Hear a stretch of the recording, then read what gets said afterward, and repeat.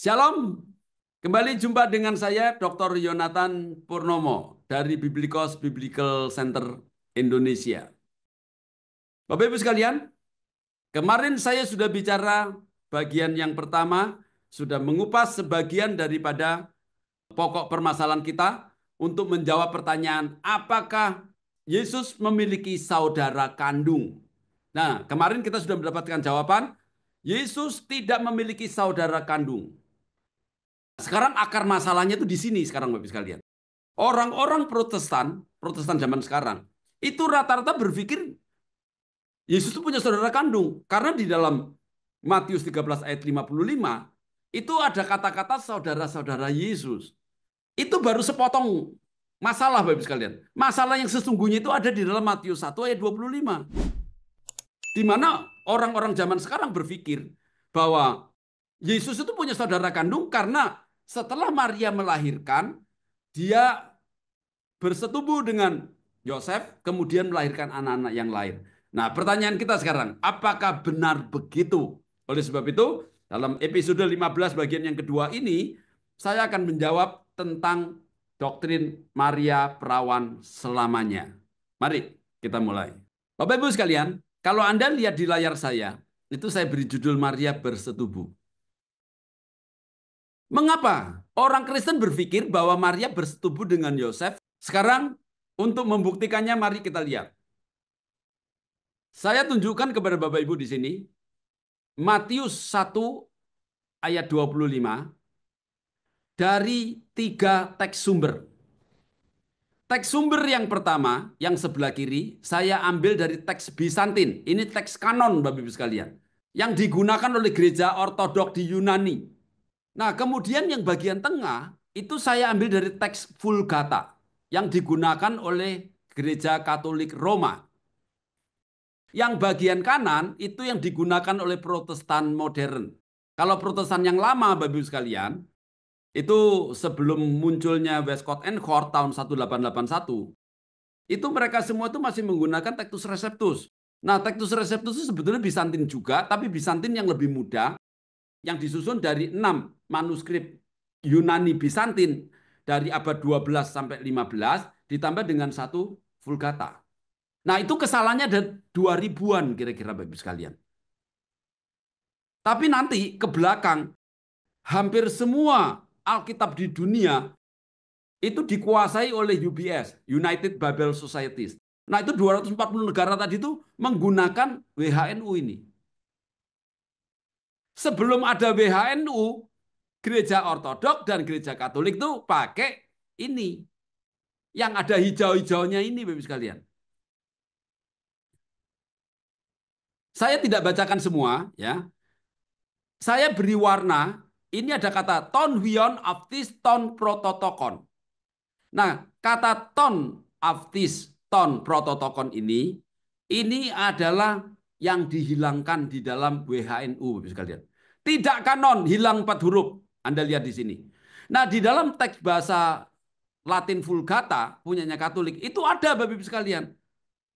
Nah, saya kasih tahu ya, kebetulan saya kan juga belajar bahasa Latin.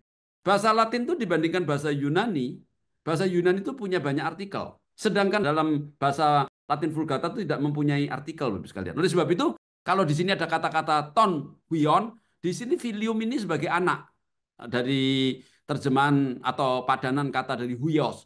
Dia tidak mempunyai, oleh sebab itu dia tidak ada artikelnya. Kemudian suum ini Bapak sekalian itu dari kata aftis, itu kata ganti untuk orang ketiga, untuk perempuan ya. Kemudian ton prototokon itu diterjemahkan dengan primogenitum. Ini juga tidak mempunyai artikel. Tapi prinsipnya bukan dibuang, tapi memang struktur bahasanya tidak mempunyai artikel Bapak sekalian. Jadi ini sudah betul. Artinya apa? Ada 4 kata yang ada di sini, itu ada di dalam Vulgata, punyanya Katolik. Nah, kita tahu kan, gereja ortodok sama gereja Katolik itu ada gereja mula-mula. Mereka itu pewaris gereja yang dibangun oleh para rasul. Mereka juga pewaris daripada tulisan-tulisan dari para rasul yang nanti menjadi Alkitab kita. Nah, gereja Protestan itu kapan munculnya Bapak Ibu sekalian? Baru abad ke-16. Nah, Protestan yang pertama Bapak Ibu sekalian, abad ke-16, itu menggunakan teks yang salah itu dari Textus Receptus yang cacat, yang banyak, ada 2000 kira-kira kesalahan. Nah, nanti setelah abad 19, setelah Tisendorf menemukan teks Sinaiticus, itu nanti tahun 1881 oleh yang namanya Westcott and Hort ya, itu dua orang ahli dari Inggris, dari gereja Anglikan, itu dia menyusun yang namanya itu teks Westcott Hort, Bapak sekalian. Nah, ini kesalahannya 6577 yang sedang saya bahas sekarang ini, Bapak sekalian. Anda lihat, di dalam teks yang 1881 yang digunakan oleh mayoritas orang Kristen hari ini di dunia, itu 4 kata ini tidak ada. Coba Anda lihat lagi ya. Bizantin dari gereja ortodok dan teks Vulgata itu sama. Ada 4 kata yang nanti dihilangkan oleh WHNU, yang digunakan oleh Saksi Yehova dan oleh LAI. Jadi sekali lagi, Alkitab LAI itu tidak sama dengan teks Vulgata dari Katolik. Tidak sama dengan Bizantium. Buktinya di sini, Bapak sekalian. Kita lihat sekarang terjemahannya. Kalau Anda melihat punyanya Bizantin dan Vulgata, karena dia teksnya sama, saya jadikan satu, terjemahannya begini Bapak sekalian. Tetapi dia, dalam kurung si Yosef, tidak menyetubui Maria, bahkan setelah Maria melahirkan anak laki-lakinya itu, yang adalah sang prototokos. Nah, yang hijau ini yang hilang nanti Bapak sekalian. Tapi kalau Bapak Ibu membaca teks daripada terjemahan Biblikos, dengan terjemahan yang betul, berdasarkan teks yang betul, Yosef itu tidak menyetubui Maria bahkan setelah Maria melahirkan anak. Tapi berbeda kalau Bapak Ibu melihat di dalam teks tidak kanon WHNU yang digunakan oleh Saksi Yehova dan oleh LAI. Sekarang kita baca sekarang. Berdasarkan terjemahan Saksi Yehova dan LAI, itu kesimpulannya Bunda Maria bersetubuh Bapak Ibu sekalian. Dari mana? Ayo kita baca. Saksi Yehova. Tapi tidak berhubungan seks dengan dia sampai dia melahirkan anak laki-laki. Lalu Yusuf menamai anak itu Yesus. LAI, tetapi tidak bersetubuh dengan dia sampai dia melahirkan anaknya laki-laki. Dan Yusuf menamakan dia Yesus. Artinya apa? Berdasarkan terjemahan dari Saksi Yehova dan LAI, Yusuf tidak bersetubuh dengan Maria hanya sampai dia melahirkan. Setelah Maria melahirkan, dia bersetubuh. Itulah yang menjadi dasar bagi orang-orang Protestan hari ini untuk mengatakan bahwa Yesus mempunyai saudara kandung, memiliki adik-adik. Kenapa? Karena Maria nanti disetubui. Nah, ini kan melawan doktrin gereja mula-mula, gereja Ortodok dan Katolik yang percaya tentang Maria perawan selamanya. Nah, Bapak Ibu sekalian, sebelum saya menjelaskan tentang masalah ini lebih jauh, izinkan saya untuk menjelaskan sedikit tentang latar belakang doktrin Maria perawan selamanya dulu. Saya mengusahakan sesingkat mungkin karena saya tidak mau masuk terlalu dalam di dalam doktrinnya, ya. Jadi, sebagai gambaran singkat saya ingin memberikan kepada Anda supaya Anda itu mempunyai gambaran yang cukup untuk mengerti apa yang akan saya jelaskan. Doktrin Maria perawan selamanya. Ini yang punya ini adalah gereja Ortodok dan gereja Katolik, Bapak sekalian ya. Oke, Bapak sekalian, kita akan mencari tahu terlebih dahulu tentang latar belakang doktrin Maria perawan selamanya dari sudut pandang gereja Katolik dan gereja Ortodok. Untuk itu, Bapak Ibu, ingat terlebih dahulu gereja pernah mengadakan 7 konsili ekumeni yang diakui oleh Katolik maupun Ortodok ya. Itu yang pertama adalah tahun 325 di Nikea, yang kedua tahun 381 di Konstantinopel, yang ketiga di Efesus. Nah, nanti Bapak sekalian, di dalam konsili yang ketiga di Efesus nanti itu akan ada istilah Theotokos dan Kristotokos. Nah, dua istilah ini nanti akan dipertentangkan Bapak Ibu sekalian. Nah, istilah Kristotokos itu baru muncul. Kalau Theotokos sebelumnya sudah ada. Kita baca sekarang. Di dalam konsili Efesus 431 Masehi, gelar Theotokos ditegaskan kembali untuk Bunda Maria. Yang kedua, di dalam konsili Efesus 431 Masehi, ajaran Nestorianisme menyebut Bunda Maria dengan Kristotokos dalam arti bahwa Bunda Maria hanya melahirkan Yesus sebagai manusia biasa. Yang ketiga, Konsili Efesus 431 Masehi menolak Nestorianisme dan menegaskan bahwa Bunda Maria adalah Theotokos, yaitu Bunda yang melahirkan Tuhan, bukan sekedar melahirkan Yesus sebagai manusia biasa. Nah, saya jelaskan dulu latar belakangnya, Bapak sekalian. Gini, Bapak sekalian. Kalau Bapak Ibu melihat di dalam bahasan konsili Efesus 4:31, di situ tuh ada seorang tokoh, yaitu seorang patria dari Konstantinopel yang berasal dari Syria dia. Dia itu membuat ajaran bahwa Yesus itu sebetulnya manusia biasa. Dia menggunakan analogi begini. Yesus itu bagaikan gelas, ya. Di dalamnya itu ada air dan minyak. Itu untuk membedakan antara kemanusiaan Yesus dan kealahan Yesus. Duanya ini tidak bisa bercampur. Oleh sebab itu dia menyimpulkan bahwa Yesus itu adalah manusia asli seperti kita, tapi dia di dalamnya itu ada Kristus yang ilahi. Jadi ada dua kodrat, ada dua pribadi. Nah, itu nanti yang ditentang oleh gereja, Bapak sekalian. Sehingga nanti tahun 449 itu gereja nanti membuat konsili tapi tidak diakui, nanti diadakan lagi satu kali lagi yang di 451 di Kalsedon, ya.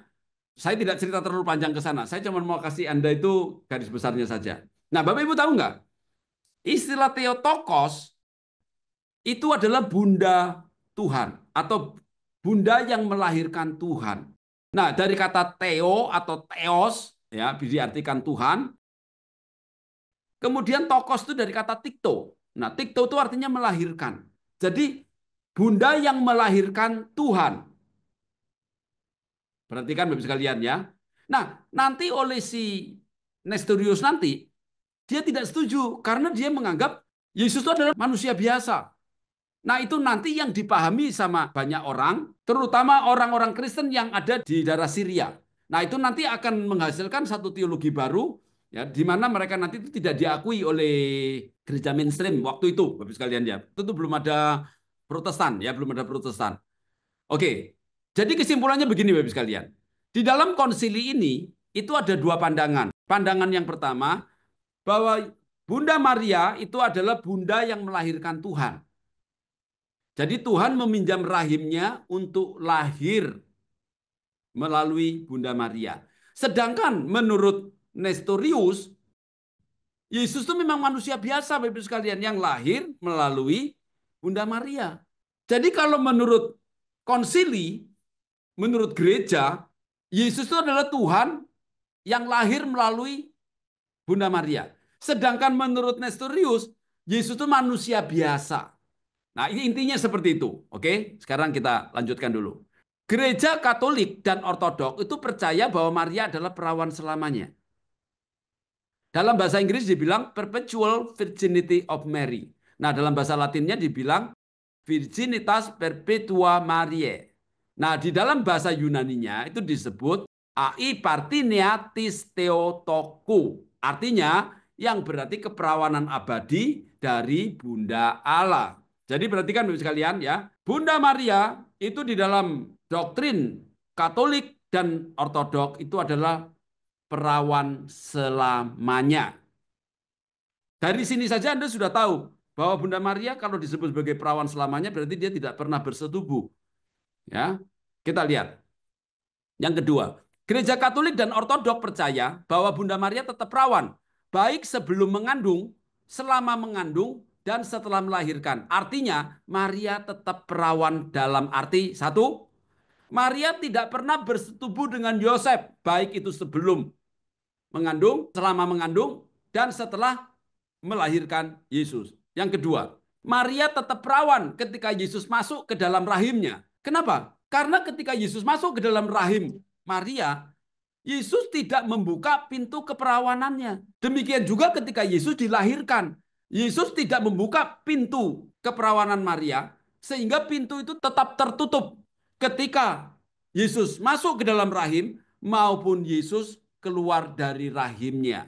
Oleh sebab itu, Bapak-Ibu sekalian, itu berdasarkan doktrin dari gereja Ortodok dan Katolik ya. Bunda Maria itu tetap perawan, beda dengan orang-orang seperti kita. Kalau kita-kita ini Bapak sekalian ya, itu untuk bisa memasukkan sperma itu harus membuka pintu keperawanan.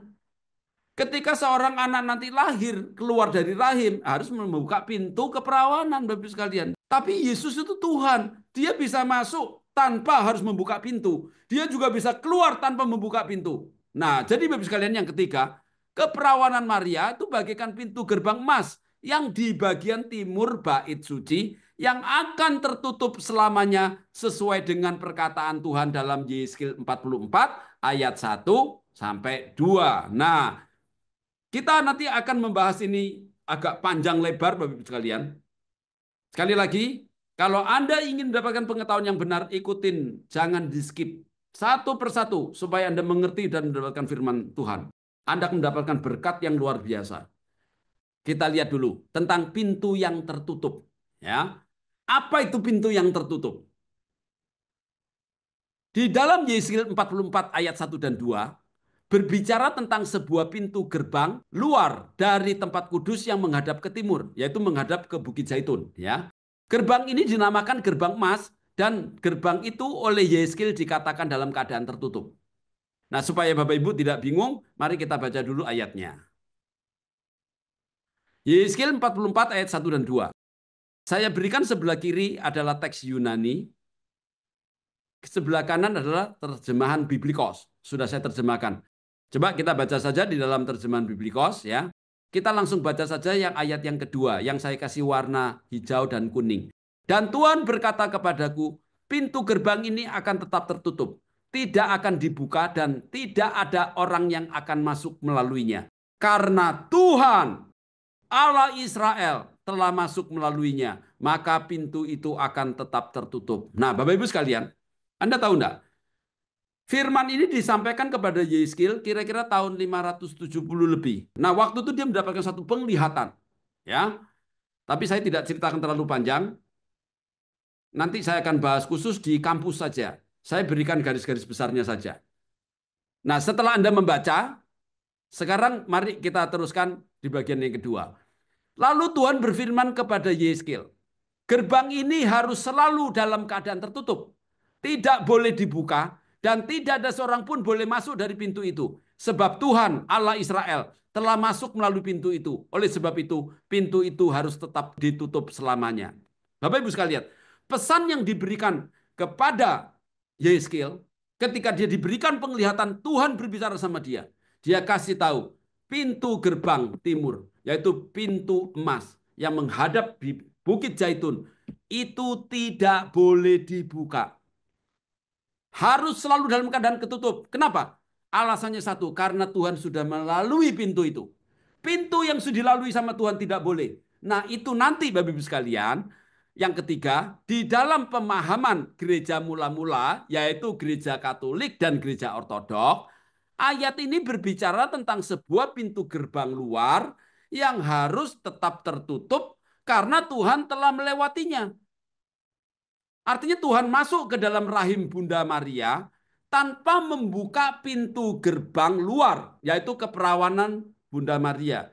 Keempat, di dalam tradisi patristik gereja mula-mula, yaitu gereja Katolik dan Ortodok, pintu ini dipahami sebagai keperawanan Bunda Maria yang diibaratkan sebagai pintu gerbang bagian luar dari pintu yang dimaksudkan dalam Yeskil 44 ayat 1 dan 2, di mana keperawanan Bunda Maria akan tetap terjaga dan tetap tertutup, baik sebelum kehamilannya, selama kehamilannya, bahkan setelah kelahiran anaknya. Nah, sekarang Anda nyambung nggak?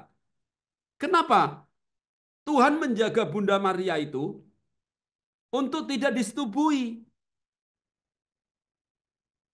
Ketika Tuhan masuk ke dalam rahim Bunda Maria, itu tidak menembus, tidak merusak, tidak membuka pintu keperawanan. Secara ajaib dia bisa masuk. Makanya dalam keadaan perawan dia bisa mengandung. Nah, kalau dia bisa masuk tanpa merusak atau tanpa membuka pintu gerbang keperawanan untuk masuk ke dalam rahim, sangat masuk akal dia juga bisa keluar tanpa merusak.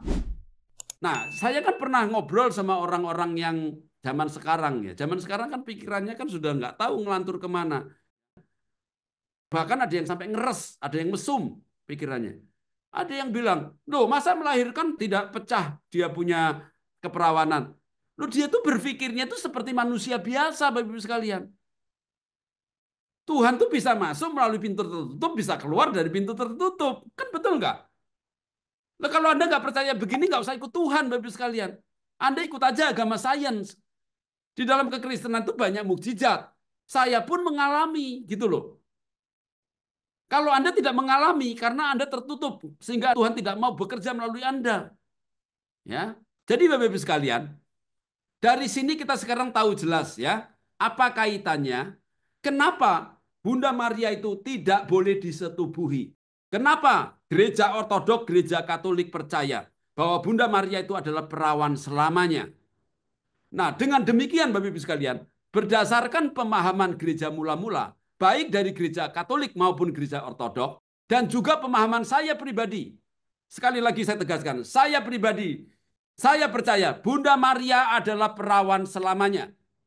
Yang kedua, Yosef adalah seorang laki-laki yang saleh dan takut akan Tuhan. Berbeda dengan pikiran orang-orang sekarang yang ngeres dan mesum. Yosef itu tidak menyetubui Bunda Maria, Bapak Ibu sekalian. Karena Yosef mengerti bahwa Maria itu adalah pintu yang tertutup, yang tidak boleh dibuka oleh dia. Nah, kalau Anda membaca firman Tuhan, pakailah perspektif Tuhan. Jangan pakai perspektif manusia.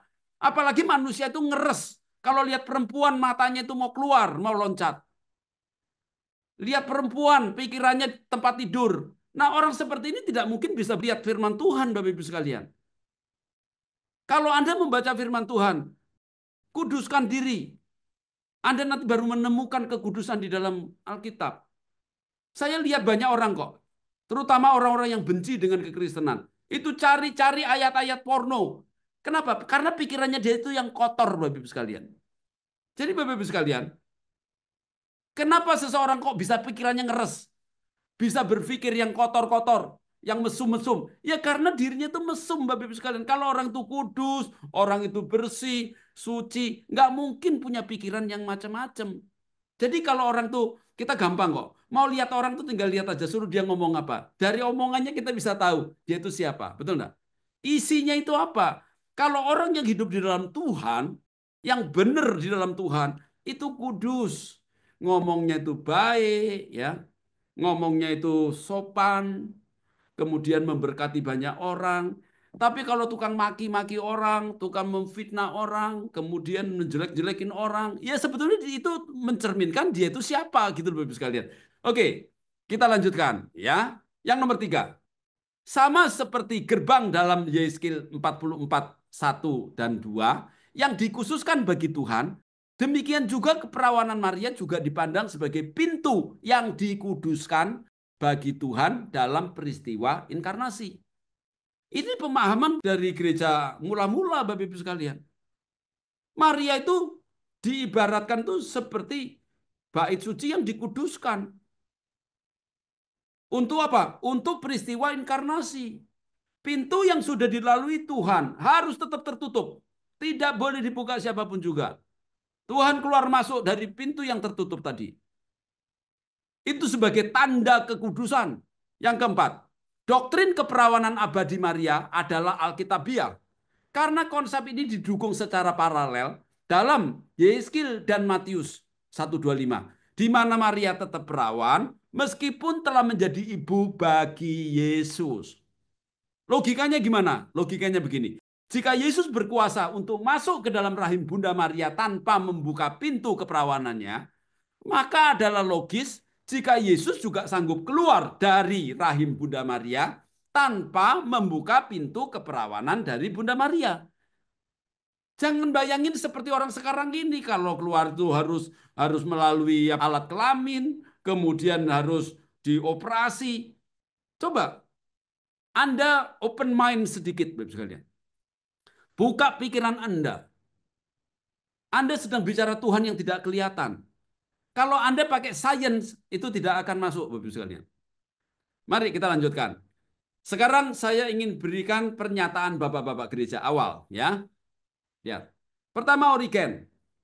Origen bilang ya, Maria memang ibu dari seorang manusia, tetapi Maria tidak pernah mengenal pria. Maksudnya mengenal itu dalam bahasa Yunani, Bapak sekalian, itu pakai kata ginosko, ya. Itu dalam bahasa Ibrani pakai kata yada. Nah, yada itu nanti eufemismenya adalah bersetubuh. Padahal itu artinya mengenal. Nah, di dalam teks bahasa Yunani, di dalam Matius 1 ayat yang ke-25 itu juga pakai kata ginosko, Bapak sekalian, ya. Jadi arti mengenal itu artinya berhubungan intim. Nah, maksudnya Maria tidak pernah berhubungan intim dengan pria manapun. Berarti kalau gitu kesimpulannya dia tetap perawan selamanya. Nah, coba ada lagi sekarang, Athanasius. Kalau Anda mau tahu pikiran Athanasius tentang Bunda Maria itu siapa, kesimpulannya kira-kira seperti ini. Sebab Maria itu tidak hanya tetap perawan sebelum kelahiran, tetapi keperawanannya juga tetap utuh setelah kelahiran. Ini kata-kata Athanasius. Saya ambilkan Anda kesimpulannya. Kemudian Jerome, tahun 347 sampai 420, dia hidup. Dia bilang apa? Maria adalah perawan sebelum kelahiran, perawan saat kelahiran, dan perawan setelah kelahiran. Nah, Ambrosius, dia lahir tahun 339, mati tahun 397. Dia bilang, pintu ini akan tertutup dan tidak akan dibuka. Dan tidak ada pria yang akan melaluinya. Karena Tuhan Allah Israel telah masuk melalui pintu ini dan pintu ini akan tetap tertutup. Dia mengutip dari Yehezkiel 44 ayat yang kedua.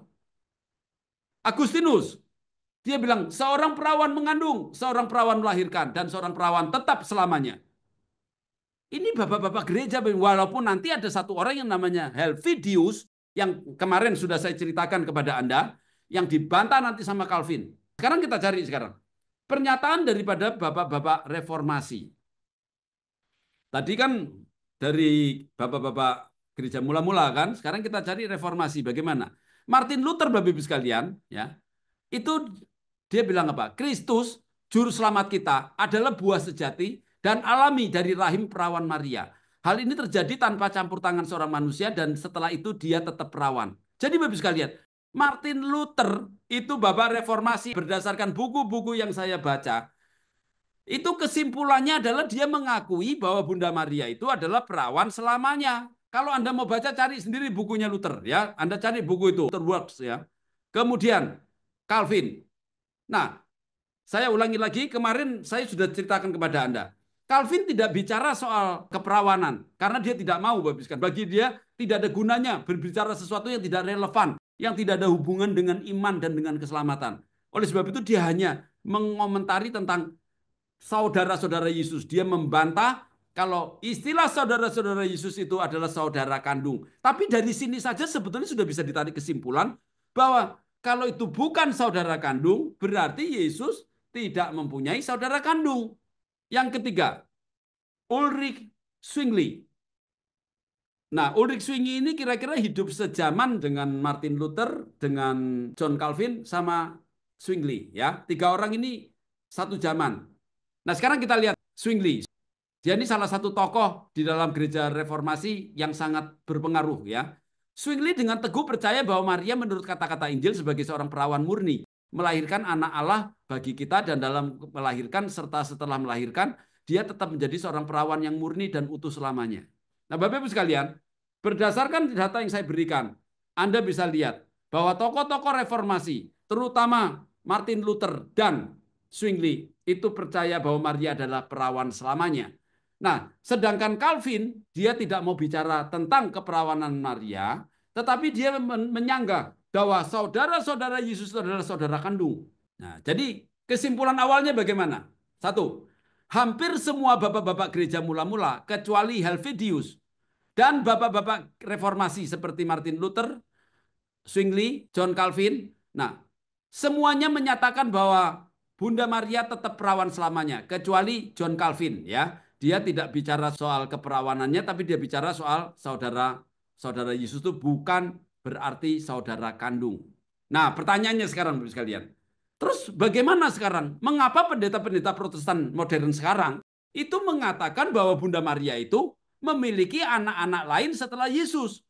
Kemudian mereka itu bukan cuma mengatakan itu, mereka juga menolak doktrin Maria perawan selamanya. Nah, untuk itu saya berikan jawaban awal dulu ya. Nah, kenapa kok begitu? Karena umat Protestan modern telah disesatkan oleh penggunaan Alkitab yang tidak kanon. Karena yang Anda baca itu Alkitab yang tidak kanon, Bapak Ibu sekalian. Saya rasa umat Katolik sama umat Ortodok itu juga kesulitan. Kalau mereka semuanya tuh Katolik dan Ortodok menggunakan LAI, dia akan kesulitan untuk menjawab Matius 1 ayat 25. Karena Matius 1 ayat 25 terjemahan LAI itu memberikan indikasi bahwa Yosef setelah Maryam melahirkan itu disetubui. Padahal itu salah Bapak Ibu sekalian. Oke? Sekarang kita akan membuktikan di mana salahnya. Pembuktian kajian biblika. Kita mulai dari perbedaan teks sumber mengakibatkan perbedaan terjemahan. Oke, saya terpaksa memberikan sedikit disclaimer lagi Bapak Ibu sekalian ya. Pada bagian ini pembahasan dibatasi hanya pada pembuktian teks kanon dan tidak kanon. Pada bagian ini tidak dibahas tentang terjemahan yang salah, melainkan langsung membandingkan terjemahan gramatika dari Alkitab terjemahan Biblikos dan Alkitab terjemahan Saksi Yehova dan Alkitab terbitan LAI. Saya nanti akan menerjemahkan punyanya Biblikos benarnya saja bagaimana, tapi yang terjemahan kesalahan dari LAI saya akan bahas nggak terlalu panjang Bapak sekalian, hanya menunjukkan salahnya di mana ya dengan satu contoh atau dua contoh saja ya. Kemudian saya menerima masukan atau kritik berdasarkan kajian ilmiah yang disertai dengan bukti-bukti kajian dan bukti-bukti referensi yang sah. Jadi boleh, kalau Bapak Ibu merasa tidak setuju dengan saya, silakan bikin nanti kajiannya. Kasih bukti-buktinya sama saya. Perbandingan teks dan perbandingan terjemahan. Mari kita mulai. Kita mulai dari bukti internal. Perbandingan teks sumber. Nah, saya tunjukin Bapak sekalian. Tadi sudah saya tunjukkan bahwa teks Bizantin dan teks Vulgata itu sama. Teks WHNU yang baru muncul 1881 tidak sama. Jadi apa maksudnya? Yang WHNU ini digunakan oleh Saksi Yehova dan oleh LAI. Jadi kalau gereja Ortodok di Indonesia, gereja Katolik di Indonesia pakai punya WHNU, Anda akan kesulitan sendiri nanti. Kenapa? Kitabmu yang asli yang di Yunani dan yang di Roma itu tidak sama dengan yang digunakan oleh LAI. Saya berharap dari pihak Katolik ya itu bisa mengkaji ulang Alkitab yang digunakan. Karena saya menemukan bukan cuma satu, banyak sekali yang akan bertentangan dengan doktrin-doktrin daripada gereja Ortodok dan gereja Katolik. Saya terbuka kalau ada dari pihak Katolik nanti ingin berbicara dengan saya. Ini Bapak Ibu sekalian, saya sudah berikan kajiannya. Dalam bahasa Latin, yang saya kasih warna merah ini Bapak Ibu sekalian. Ya. Kemudian bahasa Yunani, ini dua yang warna merah ini ada. Coba nanti Anda pelajarin, kalau Anda bisa bahasa Latin dan bahasa Yunani, Anda bandingkan sendiri. Saya berikan kesimpulan saja. Teks sumber Sinaiticus, Vatikanus, dan WHNU tidak ada frasa pada warna merah. Jadi warna merah ini nggak ada. Nah kalau yang warna hijau ini Bapak sekalian, itu bahasa Latin memang tidak mempunyai artikel. Ya. Nah di sini ada ton prototokon, ini juga tonnya tidak ada. Dia langsung pakai primogenitum. Tapi intinya sama. Jadi ini bukan dibuang, memang struktur bahasanya tidak memiliki artikel. Beda dengan bahasa Yunani yang mempunyai banyak artikel ya. Yang kedua, ini membuktikan bahwa teks sumber gereja Ortodok dan gereja Katolik adalah sama. Karena mereka bersumber dari Alkitab yang kanon. Kita tahu gereja Ortodok dan gereja Katolik adalah gereja mula-mula. Gereja yang dibangun oleh para rasul. Dia mempunyai suksesi Bapak Ibu sekalian. Ini sedikit berbeda dengan gereja Protestan yang tumbuh di mana-mana, yang kalau mau ngomong itu kan agak nggak enak juga ya. Kan banyak gereja-gereja itu yang dibangun nggak jelas dari mana asalnya. Ajarannya bikin sendiri-sendiri. Alkitabnya pakai yang salah 6577. Itu yang membuat kekacauan. Akhirnya gereja Protestan hanya dalam 500 tahun sudah 60.000 golongan sekarang. Ortodok cuman pecah satu kali sama Katolik. Katolik cuman pecah satu kali, tapi Protestan pecah berkali-kali, sudah puluhan ribu sekarang ini. Setiap hari kayaknya itu muncul satu sinode baru itu, Bapak sekalian. Di dunia loh ya. Jadi di dunia ini entah di mana pokoknya setiap hari itu muncul satu sinode. Jadi nggak heran kalau dalam waktu 500 tahun itu sudah 60.000. Kira-kira seperti itu ya. Mari kita teruskan. Nah, sekarang kita lihat di sini. Ini terjemahannya, Anda perhentikan. Saya ulangi lagi. Di bagian yang pertama kemarin sudah saya jelaskan, sekarang di bagian kedua. Anda lihat. Tetapi dia atau Yosef tidak menyetubui Maria, bahkan setelah Maria melahirkan anak laki-lakinya. Yang hijau ini tidak ada di sini Bapak Ibu sekalian, karena teksnya beda. Tapi ini terjemahannya berbeda Bapak Ibu sekalian. Yang di sini tetapi tidak berhubungan seks dengan dia sampai dia melahirkan anak laki-laki. Di LAI juga gitu, tetapi tidak bersetubuh dengan dia. Maksudnya Yosef tidak bersetubuh dengan Maria sampai Maria melahirkan anaknya laki-laki. Jadi kesimpulannya apa? Setelah Maria melahirkan anaknya laki-laki, Yosef menyetubui Maria. Kemudian Maria melahirkan banyak anak. Itulah saudara-saudara Yesus. Itu ngawur Bapak Ibu sekalian. Itu terjadi akibat menggunakan teks yang tidak kanon dan terjadi karena terjemahan Alkitab yang salah. Kita lanjutkan ini dulu Bapak Ibu sekalian. Nah, sekarang kita lihat sumber daripada teks WHN itu dari mana? Dari teks Bidat Adopsionis Sinaiticus. Nah, Bapak Ibu, saya tidak mau panjang-panjang di sini ya. Anda ketik saja nanti di sini www.codex-sinaiticus.org. Nah, Anda nanti langsung cari ke sini, masuk. Setelah masuk, kemudian Anda buka Matius 1 ayat 25, nanti akan keluar seperti ini. Nah, yang warna merah ini sudah saya kotakin. Nah, kemudian Anda lihat di sini, yang saya kotakin merah itu di sini, Bapak sekalian. Betul, kata-katanya itu sama dengan WHNU, tidak sama dengan teks bahasa Yunani Bizantin yang dipakai oleh gereja ortodok di Yunani, tidak sama dengan teks Latin Vulgata yang digunakan oleh Katolik Roma. Coba saya mau tanya. Kalau Alkitab Anda yang dari LA itu tidak sama dengan yang dipakai di Katolik Roma, Bapak-Ibu sekalian. Apakah Anda yakin, teman-teman dari Katolik, Anda masih mau mempertahankan menggunakan Alkitab yang tidak sama dengan yang dari Katolik Roma? Saya lanjutkan. Apakah Anda berani mengatakan bahwa teks Bizantin yang digunakan ortodok dan teks Vulgata Katolik salah? Coba saya mau tanya. Saya mau tanya kepada LAI. Saya tegaskan di sini ya, bahwa Bizantin yang digunakan oleh ortodok Yunani, Latin Vulgata yang digunakan oleh Roma, itu dua-duanya itu walaupun beda bahasa tapi bunyinya sama. Tetapi punyanya LAI yang di Indonesia itu menggunakan WHNU. Yang isinya itu tidak sama. Nah, kalau tidak sama, saya mau tanya, Westcott and Hort itu baru muncul tahun 1881. Mungkin nggak teksnya yang dipakai oleh LA itu lebih benar daripada Latin Vulgata yang digunakan oleh Roma Katolik dan yang digunakan oleh gereja ortodok di Yunani? Saya berikan ini timelinenya Bapak sekalian. Coba Anda lihat di sini ya.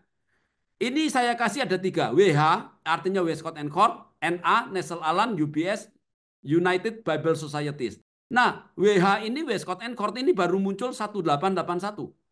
NA ini adalah revisi daripada Westcott and Hort ditambah dengan penemuan-penemuannya dia, ya, itu 1898. Kemudian nanti 13 negara kumpul tahun 46 mendirikan yang namanya itu UBS, itu tahun 1946.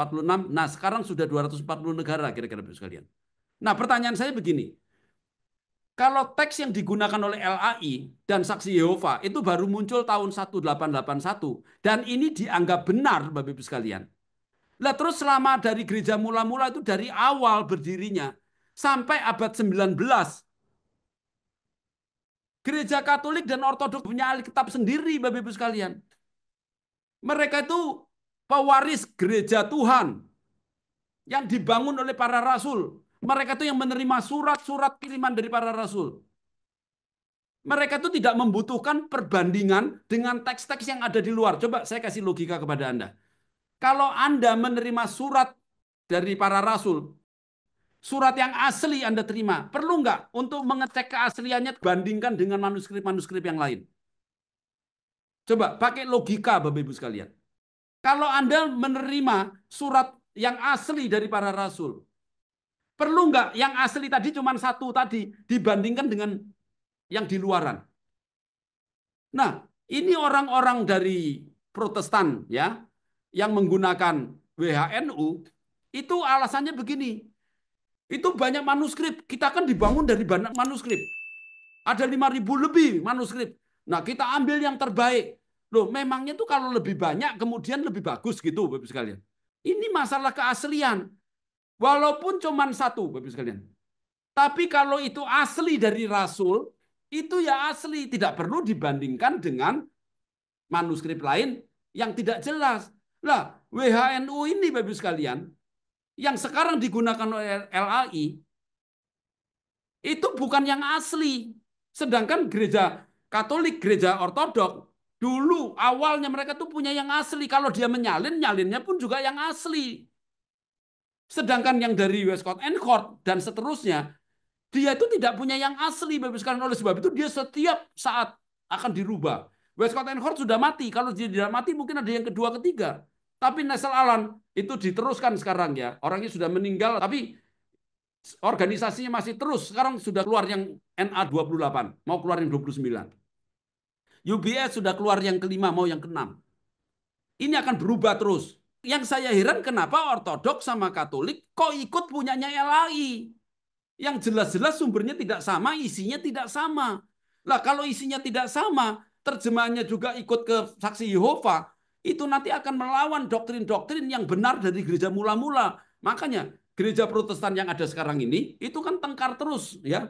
Di YouTube itu sama dari Ortodok juga dari Katolik. Saya anjurkan yang Katolik pakai Latin Vulgata. Ortodok Yunani pakai Yunani Bizantin. Baru Anda nanti bisa berhadapan. Kalau Anda pakai Alkitab yang sama dari LAI, Anda tidak bisa karena terjemahnya sudah salah, teks sumbernya sudah salah, Bapak Ibu sekalian. Saya sudah membuat ini episode yang ke-15. Tidak ada satupun dari LAI yang membantah. Kalau memang saya salah, ya dibuktikan saja. Mana yang salah? Saya setiap membuat YouTube, Bapak Ibu sekalian, saya berikan datanya. Tapi nanti yang dibahas itu bukan itu, Bapak Ibu sekalian. Misalkan saya bilang ya, LAI itu salah. Papanya Simon di dalam Matius 16 itu adalah Yunus. Nanti di dalam Injil Yohanes, papanya Simon itu jadi Yohanes.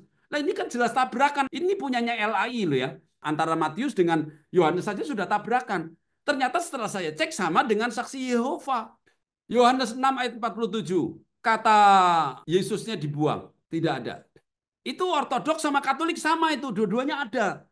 Tapi LAI karena menggunakan Alkitab bidat dari adopsionis, dari Sinaiticus dan Vatikanus yang kemudian digabung sama Westcott and Hort, akhirnya tidak ada, Bapak Ibu sekalian. Teman-teman dari Katolik, dari Ortodok, coba buka, bandingkan teks Anda yang asli dalam bahasa Yunani sama bahasa Latin, bandingin sama punyanya LAI. Itu kalau Anda adu satu persatu, ya apple to apple, itu tidak sama, Bapak Ibu sekalian. Oleh sebab itu saya teriak, gitu loh, ya. Tapi banyak orang tuh yang membutakan dirinya. Dikasih tahu ini salah, menganggapnya wah nanti isunya dibangun nanti apa? Itu kan satu orang. Satu orang mana mungkin? Kita kan ratusan orang, ribuan orang. Saya kasih tahu Bapak Ibu sekalian ya. Waktu Yesus datang, itu ahli Taurat, orang Parisi, orang Saduki, bahkan imam-imam besar semuanya, orang Sanhedrin, seluruh orang Israel ditambah dengan Romawi, salibkan Yesus. Para rasul pun membawa kebenaran, digebukin di mana-mana. Dianggap salah. Artinya apa? Mayoritas itu belum tentu benar. Kalau Anda betul-betul mencari kebenaran, kalau ada STT mencari kebenaran, Anda bisa undang saya. Tapi semua takut kan? Harusnya kan begini, kalau saya, Bapak Ibu sekalian, ini kalau saya loh ya, ada kontroversi, ya saya undang, betul kan? Kita tanya, kita buktikan kalau dia itu salah. Kan gitu kan?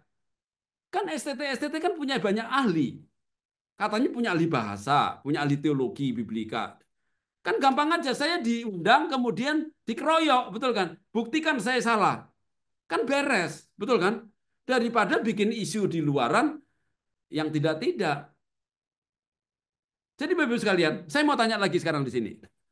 Nah, sebelum ada Westcott and Hort tahun 1881, sebelum ada WHNU, nah gereja mula-mula itu yang di Yunani sama gereja Katolik yang di Roma, itu pakai Alkitab apa? Memangnya salah semua. Nanti setelah ada Westcott and Hort baru benar gitu. Yang benar kan nanti baru keluar abad 19 kan nggak masuk akal. Bagaimana mungkin Westcott and Hort itu berdasarkan Alkitab semua dikumpulin jadi satu, kemudian dia itu membangun satu Alkitab yang baru. Betul kan ya? Yang bilangnya ini yang mendekati sempurna. Kalau pekerjaan Tuhan itu tidak ada hampir sempurna, mendekati sempurna, harus sempurna Bapak Ibu sekalian. Nggak ada itu revisi-revisian tuh. Semakin terus direvisi tidak benar. Kita lanjutkan. Kesalahan terjemahan ini di mana? Mari kita cek sekarang. Berdasarkan terjemahan Biblikos, Yusuf tidak menyetubui Maria bahkan sampai Maria telah melahirkan.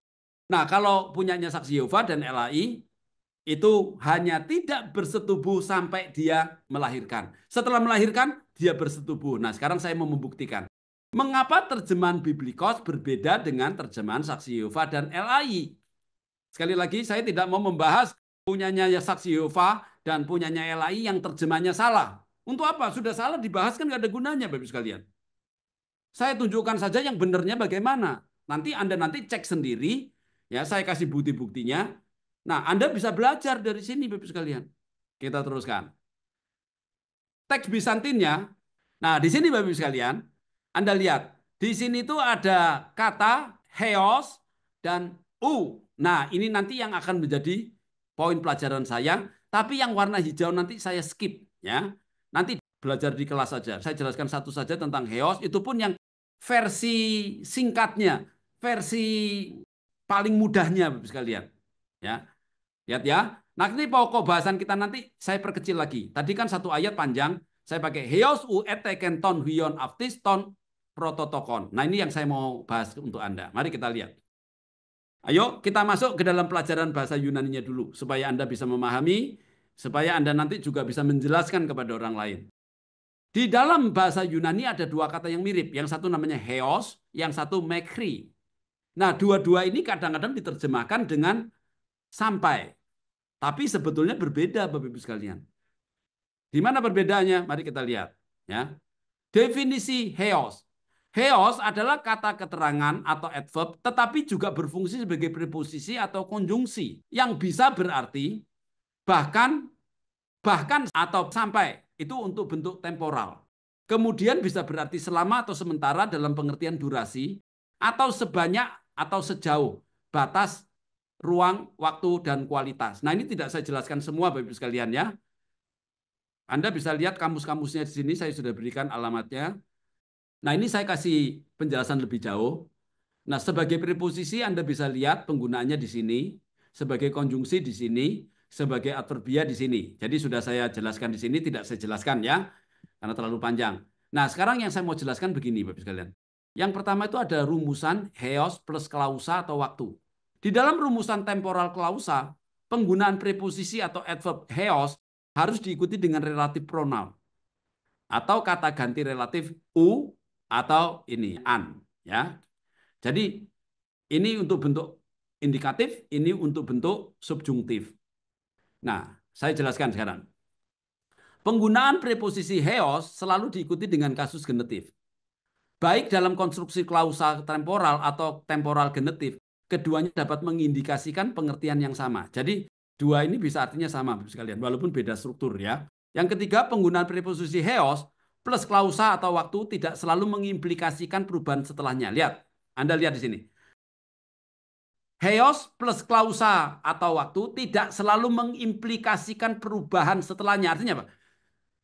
Antara sebelum dan sesudah belum tentu berubah. Nah, Anda baca yang nomor 4. Artinya, jika waktu dibagi menjadi sebelum dan sesudah, perhatikan, jika waktu dibagi sebelum dan sesudah, maka bisa diartikan memiliki kondisi yang sama antara sebelum dan sesudahnya tanpa ada perubahan. Jadi, sebelum dan sesudah itu tetap sama saja, Bapak sekalian. Maksudnya apa? Mari saya jelaskan. Anda lihat, saya ambil ini ada contoh dari 2 Samuel 6 ayat 23. Perhatikan. Saya langsung saja bacakan dari bahasa Indonesianya saja ya. Ini saya ambil dari yang warna merah. Heos tis hemeras tu apotanin ya. Nah, itu terjemahan bahasa Indonesianya. Dan Mekol, anak Saul, tidak melahirkan anak bahkan sampai hari kematiannya. Artinya apa? Mekol itu anaknya Saul, waktu dia masih hidup, sebelum mati, dia tidak melahirkan anak. Nah, setelah mati, dia juga tetap tidak melahirkan anak. Artinya apa? Keadaan sebelum mati sama sesudah mati sama saja. Yang kedua, Saya ambil dari Matius 28 ayat 20. Di sini dikatakan keidu ego met himon imi pasastas hemras heostis sintelias tu eonas amin. Nah, dalam terjemahan bahasa Indonesianya, tapi nanti perhatikan yang warna pink ya. Aku tetap bersama-sama dengan kalian di sepanjang segala zaman, bahkan sampai segalanya selesai bersama-sama. Amin. Nah, pertanyaan saya. Di dalam Matius 28 ayat 20, Yesus itu berjanji, aku akan menyertai kalian di sepanjang segala zaman. Pertanyaan saya, apakah cuma sampai di situ? Setelah nanti zaman ini nanti habis kiamat, kemudian Yesus tidak menyertai kita lagi? Enggak, Bapak Ibu sekalian. Ini gaya bahasa. Oleh sebab itu untuk mengerti ini Anda harus belajar bahasanya. Lah, hari ini tuh banyak orang tuh tidak belajar bahasa. Saya tahu kok. Saya ini kan dosen bahasa di STT, Bapak Ibu sekalian. Di STT itu pelajaran itu seperti apa saya tahu tuh. Itu cuma diajarin asalkan tahu bisa baca, tapi belum tentu ngerti. Yang ketiga, sekarang bagaimana dengan Matius 1:25 yang dalam kasus kita? Apakah Yosef menyetubui Maria setelah Maria melahirkan Yesus? Ayo kita lihat. Heios u eteken ton huion aftis ton prototokon. Nah, di sini Bapak sekalian, yang warna merah saja ini saya terjemahkan bahkan setelah Maria melahirkan anaknya laki-laki itu. Jadi Yosef tidak menyetubui Maria bahkan setelah Maria melahirkan anaknya laki-laki itu. Kata-kata bahkan setelah Maria melahirkan itu bisa diganti bahkan sampai Maria telah melahirkan anak laki-lakinya itu. Boleh, sama saja. Tapi demi kepraktisan saya menggunakan bentuk ini Bapak sekalian. Nah, apakah setelah Maria melahirkan Yesus, Yosef menyetubui Maria? Tidak, tetap sama. Sama seperti yang contoh pertama di dalam 2 Samuel. Ya. Sama seperti dalam Matius 28 ayat 20. Sebelum dunia kiamat, Yesus menyertai. Setelah kiamat, tetap menyertai. Nah, ini juga begitu. Sebelum Maria itu melahirkan, Yosef tidak menyetubui. Setelah dia melahirkan, juga tidak menyetubui. Tidak ada perubahan sama sekali, Bapak sekalian. Nah, kalau Anda mau belajar kata heos dengan benar, ini contohnya, Bapak sekalian. Ini saya kasih rangkumannya, Bapak sekalian. Rangkumannya ini Anda bisa screenshot, Anda bisa pelajari. 2 Samuel 6 ayat 23. Dan Mekol anak Saul tidak melahirkan anak, bahkan sampai hari kematiannya. Kesimpulannya apa? Mekol baik sebelum mati atau setelah mati sama-sama tidak punya anak. Karena dia tidak melahirkan anak. Ya kan? Kesimpulannya ini. Matius 28:20. Aku tetap bersama-sama dengan kalian di sepanjang segala zaman. Bahkan sampai segalanya selesai bersama-sama. Amin. Artinya apa? Yesus tetap menyertai kita baik sebelum dunia berakhir maupun setelah dunia berakhir. Bukan berarti Tuhan cuma menyertai sampai kiamat, setelah gitu udah kamu saya tidak sertai lagi. Enggak begitu Bapak sekalian. Demikian juga dengan Matius 1:25. Tetapi Yosef tidak menyetubui Maria bahkan setelah Maria melahirkan anak laki-lakinya itu. Artinya apa? Yosef waktu Maria belum melahirkan dia tidak bersetubuh. Setelah Maria melahirkan dia juga tetap tidak bersetubuh.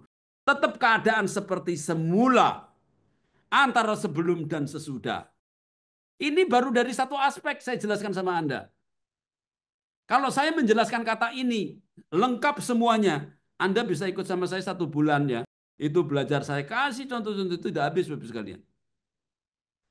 Oke, sekarang di mana letak kesalahan LAI? Nah, saya tunjukin sekarang setelah tahu semuanya. Di dalam bahasa Yunani ada perbedaan cara menerjemahkan terhadap penggunaan kata heos. Nah, ya kata heos ini ada bedanya. Perbedaan tergantung struktur gramatikanya. Perhatikan di sini Bapak sekalian. Nah, saya sederhanakan Bapak sekalian, kalimat biasa tanpa relatif pronoun. Yang kedua kalimat berklausa menggunakan relatif pronoun. Jadi saya bagi dua. Kalimat biasa itu tanpa relatif pronoun. Sedangkan kalimat berklausa harus menggunakan relatif pronoun. Ya. Nah, coba lihat di sini. Rumusannya ini. Heos dalam kalimat biasa tanpa relatif pronoun. Sedangkan heos dalam kalimat berklausa dengan relatif pronoun. Perhatikan. Heos plus u, ini bacanya sebetulnya hu, ya. Karena dia pakai nada hembus, ya. Tapi saya baca u saja supaya Anda itu gampang, ya. Indikatif. Nah, kalau nanti heos plus an itu bentuknya subjungtif. Dua ini, Bapak sekalian, biasanya digunakan dalam bentuk auris, bentuk lampau. Ya, jadi Kira-kira itu. Sekarang kita lihat. Saya kasih contoh yang kalimat biasa di dalam Matius 2 ayat 9. Keidu ho aster, hon idon enti anatoli, proigen aftus, heos elton, esti epano uintopedion. Anda perhatikan sini. Nah, yang warna merah ini heos elton. Elton ini Bapak Ibu sekalian, ini adalah kata kerja partisip, ya. Kata heos partisip ini artinya apa? Kata heos plus kata kerja partisip, langsung kata kerja. Maka terjemahannya, dan lihatlah bintang yang telah mereka lihat di timur kuno, telah memimpin mendahului mereka, dan setelah bintang itu sampai di tempat anak itu, bintang itu berhenti di atasnya. Kalau ini terjemahkan langsung Bapak sekalian, sampai. Jadi Anda lihat sini, langsung sampai. Enggak apa-apa. Jadi artinya apa? Ini adalah bisa dibilang durasi ya atau temporalnya. Nah, sekarang kalau kita lihat di sini Bapak sekalian, Anda lihat. Perhatikan di sini, di dalam Matius 2 ayat 9 antara heos dengan elton dengan kata kerja itu tidak ada kata u. Tapi kalau Anda lihat dalam Matius 1:25, keuk ekinosken aftin heos u eteken ton hion aftis. Di sini ini antara heos dengan eteken dengan kata melahirkan ini ada kata-kata u ya. Ini bentuknya adalah relatif pronoun Bapak sekalian, ya. Relatif pronoun ini masuk di tengah-tengah. Ini berbeda dengan yang ini Bapak sekalian. Oleh sebab itu terjemahannya, tetapi Yosef tidak menyetubui Maria bahkan setelah Maria melahirkan anak laki-lakinya itu, atau dengan bahasa yang lain, tetapi Yosef tidak menyetubui Maria bahkan sampai Maria telah melahirkan anaknya laki-laki. Artinya apa? Dia sebelum dan sesudah tetap tidak bersetubuh. Dari terjemahan inilah gereja ortodok, gereja katolik membangun doktrin Maria perawan selamanya. Loh, kalau Maria itu disetubuhin sama Yosef, nggak mungkin gereja ortodok dan gereja katolik itu mempunyai doktrin Maria perawan selamanya. Loh, harusnya itu teolog-teolog Protestan tuh mikir hal seperti ini. Memangnya semua bapak gereja itu bodoh-bodoh gitu. Ingat Bapak sekalian, gereja ortodok dan gereja katolik adalah gereja yang dibangun di atas dasar para rasul. Kalau gereja Protestan tuh banyak yang nggak jelas itu gerejanya itu dari mana. Tapi herannya dengan modal Alkitab yang salah, ngertinya cuma bahasa Indonesia. Bahkan Alkitabnya salah 6577 tidak tahu, tapi ngotot merasa benar. Terus dari mana? Dari Roh Kudus gitu. Itulah yang membuat kekacauan, membuat Kristen itu rusak. Coba Anda baca Alkitab Biblikos nanti, yang sumbernya jelas dari gereja ortodok di Yunani. Saya ngambil dari sana kok, Bapak. Saya bukan ngambil yang muda-muda yang dari Eropa gitu ya. Saya tidak ngambil itu, Bapak sekalian. Kalau Anda tidak tahu itu belajar ya. Jangan mencela orang. Orang yang suka mencela orang, yang pikirannya kotor, ngeres, mesum, ya itu karena dia tuh di dalam otaknya itu ada yang tadi. Orang yang pikirannya itu, sorry ya, ini ilustrasi ya. Orang yang pikirannya itu dari tai, mulutnya dari tai, matanya ada tainya, hatinya ada tainya, maka yang keluar tuh tai, Bapak sekalian. Betul nggak? Kalau orang itu baik, isinya itu kasih, terus cinta Tuhan, ya, kudus, ya keluarnya ya sama, ya penuh kasih, penuh kudus gitu ya. Orang Kristen yang benar-benar ikut Tuhan itu beda cara berpikirnya. Mari kita terusin ya. Pengandaian. Saya kasih pengandaian sama Anda. Seandainya Matius 1 ayat 25 memiliki struktur sama dengan Matius 2 ayat 9, maka terjemahan saksi Yehova dan LAI bisa dibenarkan. Maksudnya begini Bapak sekalian. Anda lihat di sini. Kalau Matius 1:25 itu tidak ada relatif pronounnya, itu baru betul. Artinya apa? Yosef tidak menyetubui Maria sampai Maria melahirkan anaknya laki-laki. Itu baru boleh Bapak sekalian. Kalau tidak ada u, tidak ada relatif pronoun. Nah, tapi kalau ada ini tidak boleh terjemahannya. Di sini saya tidak kasih Anda data selengkap-lengkapnya. Tapi kalau Anda nanti di kampus, saya bisa jelaskan jauh lebih lengkap. Di sini saya memang tidak kasih lengkap. Ya. Karena waktunya tidak ada, Bapak-Ibu sekalian. Oke, kita lanjutkan ya. Tetapi masalahnya Matius 1:25 menggunakan struktur gramatika dengan kata ganti relatif. Nggak bisa diganti karena di dalamnya sudah ada kata relatif. Heos, who, eteken. Nah, relatif pronoun itu menghubungkan dua klausa, Bapak Ibu sekalian. Antara klausa induk dengan anak klausa. Oke, saya berikan kesimpulan. Berdasarkan perbandingan dari bukti-bukti teks Bizantin, Vulgata, dan WHNU, hasilnya seperti berikut. Yang pertama, teks kanon Bizantin dan Vulgata adalah sama. Perhatikan, setelah saya cek Bapak Ibu sekalian, Bizantin dan Vulgata, Matius 1 ayat 25 sama. Teks tidak kanon Sinaiticus dan WHNU isinya berbeda dengan teks yang dipakai oleh gereja Ortodok dan gereja Katolik. Sinaiticus dan WHNU, Bapak Ibu sekalian, isinya itu tidak sama dengan Latin Vulgata, tidak sama dengan teks Bizantin Yunani. Tapi kenapa gereja Katolik di Indonesia kok bisa pakai punyanya LAI? Jadi kesimpulannya apa? Mungkinkah Alkitab Katolik dan Ortodok yang salah? Teman-teman sekalian, teman-teman semua dari Ortodok dan Katolik, saya mau tanya, mungkin nggak Alkitab Anda itu yang asli itu yang di Yunani sama yang di Roma itu salah? Saya bilang tidak mungkin. Saya bukan Katolik, saya bukan Ortodok.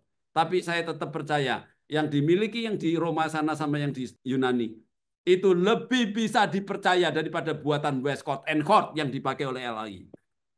Yang kedua, selain kesalahan mengambil teks sumber dari WHNU, Saksi Yehova dan LAI juga telah salah menerjemahkan. Harusnya bagaimana? Harusnya begini, Bapak sekalian.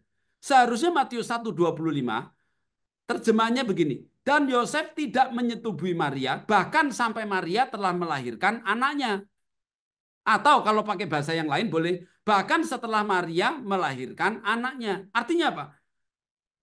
Dia tidak bersetubuh. Bukan hanya waktu dia masih mengandung, tapi bahkan setelah dia melahirkan juga tidak menyetubui. Oleh sebab itu, berdasarkan terjemahan ini, ya, gereja Ortodok dan gereja Katolik itu dia punya doktrin perawan Maria selamanya. Lah kalau pakai punyanya LAI sekarang, Bapak sekalian, sama punyanya Saksi Yehova, yang nomor 3 yang merah, coba kita baca dulu.